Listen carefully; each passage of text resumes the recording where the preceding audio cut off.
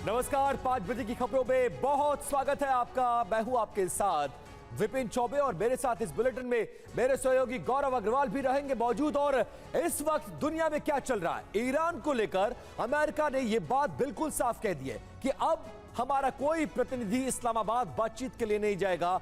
अगर ईरान को बात करनी है तो अमेरिका से बात करे, लेकिन फोन पर बात करे।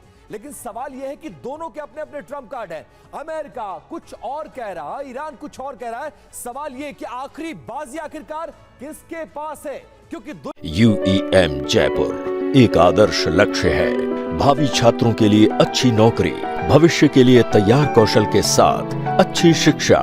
दुनिया इस वक्त ऐसे दोराहे पर आकर खड़ी है जहां एक तरफ कूटनीति का सफेद झंडा है तो दूसरी तरफ बारूद की काली परछाई है। एक तरफ वार्ता की मेज पर शांति का नाटक रचा जा रहा है तो दूसरी तरफ समंदर की लहरों पर महायुद्ध की क्रांति का बिगुल फूंक दिया गया है।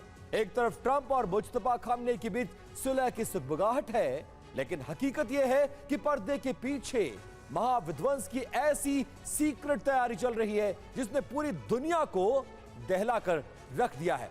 हम आपको दिखाएंगे वो 4 बड़े प्रमाण जो साबित करते हैं कि समझौता सिर्फ एक मुखौटा है।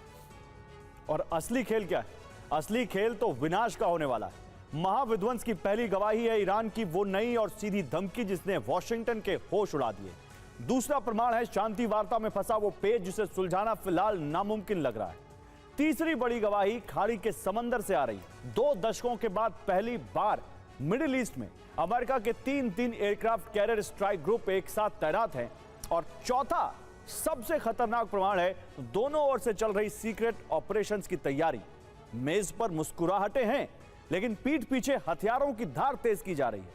यह शांति का प्रस्ताव नहीं, बल्कि महायुद्ध से पहले का वो सन्नाटा है जो किसी भी वक्त एक वैश्विक तबाही में बदल सकता है। और देखिए, एक बड़ी खबर से करने जा रहे हैं शुरुआत। ईरान को लेकर अमेरिका में हलचल इस वक्त बहुत ज्यादा तेज है। आज ट्रंप कर सकते हैं राष्ट्रीय सुरक्षा की बैठक। ईरान युद्ध पर ट्रंप एक बड़ा फैसला ले सकते हैं। इस तरह की खबरें फिलहाल सामने आ रही हैं।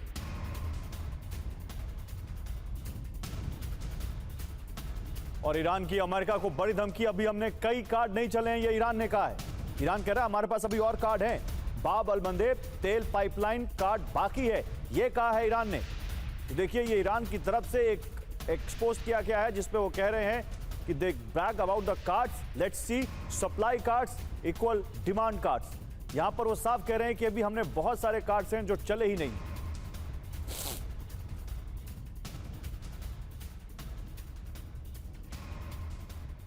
अब देखिए, ईरान ने परमाणु बम तो नहीं बनाया, लेकिन दुनिया की अर्थव्यवस्था को तबाह करने वाला आर्थिक न्यूक्लियर बम जरूर उसके हाथ में है। 3 ऐसे हथियार जो अगर एक एक करके इस्तेमाल किए गए तो अमेरिका और यूरोप की नींद रातों रात उड़ जाएगी। आइए समझते हैं कैसे ईरान के तेल के दामों को आसमान छूने का खेल खेला जा रहा है। ईरान ने पहला कार्ड आंशिक रूप से ही टेबल पर रखा है। हॉर्मुज जल डमरू मध्य को उसने कुछ दिनों के लिए भी बंद किया तो वैश्विक तेल की कीमतें तुरंत $100 प्रति बैरल को पार कर गई। कालीबाफ ने धमकी दी कि अभी तो ईरान ने केवल आंशिक रूप से बंद करने की बात कही है। यह धमकी अभी पूरी नहीं हुई है, मतलब यह कार्ड अभी बाकी है। अब देखिए दूसरा कार्ड क्या कहता है। बाब अल मंदेब जल डमरू मध्य, ये वो रास्ता है जहां से यूरोप और अमेरिका को ईंधन पहुंचता है। ईरान ने अभी इस मोर्चे पर कोई बड़ी कार्रवाई तो नहीं की है, लेकिन उसके हाथ में यह कार्ड सुरक्षित है। अगर यहां अशांति फैली तो सुएज नहर से लेकर पूरे लाल सागर पर संकट आ जाएगा।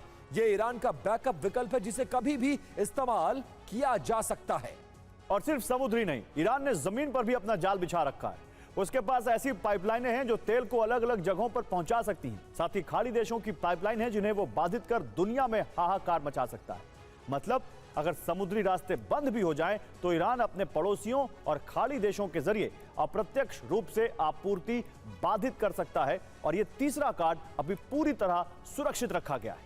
लेकिन सबसे बड़ी बात यह है कि इस तिकड़म के सामने अमेरिका के हाथ अब तक कोई कार्ड नहीं है। बाइडेन प्रशासन का स्ट्रैटेजिक पेट्रोलियम रिजर्व यानी आपातकालीन तेल भंडार लगभग खत्म हो चुका है। पिछले सालों में जितना तेल निकाला गया उसकी भरपाई तो नहीं हो पाई। मतलब आगे अगर कोई संकट आया तो अमेरिका के पास कीमतें कंट्रोल करने के लिए कुछ भी नहीं बचा हुआ है। और इसी बीच एक और बड़ी खबर है, ईरान के खिलाफ अमेरिका का सीक्रेट ऑपरेशन। मिडिल ईस्ट में एक और कैरियर तैनात करेगा अमेरिका।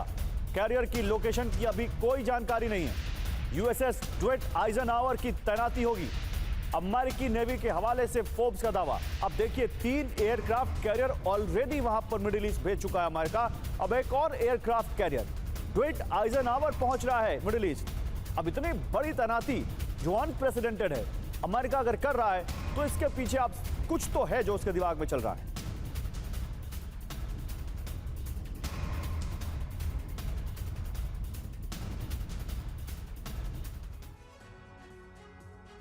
अब देखिए, ईरान ने धमकी दी है कि उसके पास वो कार्ड है जो अमेरिका को घुटनों पर ला सकता है। ऐसे में सवाल यह है कि अमेरिका के पास भी क्या कोई इस तरह का कार्ड है। जरा समझते हैं। ईरान के कार्ड है, पहला, ईरान हॉर्मुज जल डबरू मध्य को पूरी तरह से बंद और बाधित कर सकता है। दूसरा, वो बाब अल मंदेब जल डबरू मध्य को भी बंद करने की क्षमता रखता है। तीसरा, वो तेल पाइपलाइनों पर हमला कर सकता है। अमेरिका के पास जवाबी कार्ड है, पहला, अमेरिका अपने आपातकालीन तेल भंडार का इस्तेमाल कर सकता है और जितना हो सके वो उतने दिन काट सकता है।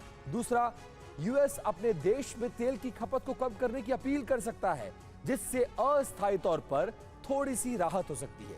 तीसरा, सबसे बड़ा, अमेरिका बढ़ी हुई कीमतों को सहन करते हुए समझौता कर सकता है। मतलब अमेरिका के पास अब वो ताकत नहीं रही जो पहले थी। उसका आपातकालीन तेल भंडार लगभग खत्म हो चुका है। वहीं दूसरी तरफ ईरान के पास तीनों के तीनों कार्ड अब तक सुरक्षित हैं। और पिछले कुछ हफ्तों में दुनिया के सबसे अहम समुद्री रास्तों पर जो कुछ भी हो रहा है, उसने वैश्विक अर्थव्यवस्था की नींव को हिलाकर रख दिया है। एक तरफ तेल की कीमतें छत फाड़ रही हैं, तो दूसरी तरफ अमेरिका के पेट्रोल पंप पर बढ़ते आंकड़े हर किसी की नींद को उड़ाकर रख दिए हैं। और इस बीच तेहरान से एक के बाद एक ऐसे संकेत आ रहे हैं जिन्हें पढ़ना दुनिया के बड़े बड़े विश्लेषकों के लिए भी मुश्किल साबित हो रहा है। ईरान के संसद के अध्यक्ष स्पीकर मोहम्मद बाकिर कालिबाफ ने सोशल मीडिया पर जो कुछ लिखा है उसने अमेरिकी प्रशासन की टेंशन बढ़ा दी है। एक तरफ समीकरण है सप्लाई कार्ड्स, तो दूसरी तरफ डिमांड कार्ड्स का गणित। और इसी गणित के बीच एक लाइन और है जो साधारण लगती है लेकिन उसके मायने बहुत गहरे हैं। कालिबाफ ने कहा कि अमेरिका की डिमांड यानी गर्मी में तेल की जरूरत को ईरान की सप्लाई यानी हॉर्मुज और पाइपलाइन से टक्कर मिलेगी। हॉर्मुज से दुनिया का 20% तेल गुजरता है। ईरान ने इसे आंशिक रूप से बाधित कर तेल की कीमतों को $100 प्रति बैरल के पार पहुंचा दिया है। दूसरा कार्ड है बाब अल मंदेब। कालिबाफ ने इसे अनप्लेड कार्ड कहा। अगर यहां ट्रैफिक रुका तो स्वेज नहर का पूरा रूट ब्लॉक हो जाएगा। तीसरा कार्ड है तेल पाइपलाइन। ईरान के पास जमीन के रास्ते तेल पहुंचाने वाली पाइपलाइनें हैं।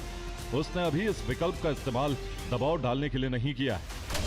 EIA के मुताबिक जुलाई अगस्त में अमेरिकी सड़कों पर 30 अरब अतिरिक्त मील ड्राइविंग होती है, जिससे गैसोलीन की खपत बढ़ जाती है। इसके अलावा जून से अगस्त के बीच रोजाना गैसोलीन खपत 9 बिलियन बैरल प्रतिदिन को पार कर जाती है। ऐसे में अगर ईरान ने तेल वाला प्रहार किया तो दुनिया समेत अमेरिका में भी हाहाकार मचना तय है। और ये बात ईरान अच्छे से जानता है। और अगर ईरान ने यह आर्थिक न्यूक्लियर तबाही का बटन दबा दिया तो अमेरिका के भीतर बढ़ती महंगाई ट्रंप प्रशासन के लिए किसी राजनीतिक सुसाइड नोट से कम नहीं होगी। ईरान इसी कमजोरी को अपनी ढाल बना रहा है। वो जानता है कि अमेरिका के पास तेल के भंडार खत्म हो रहे हैं और नवंबर के मिड टर्म चुनाव सिर पर है। यानी एक तरफ बारूद फटने का डर है तो दूसरी तरफ पूरी ग्लोबल इकोनॉमी के जमींदोज होने का खतरा।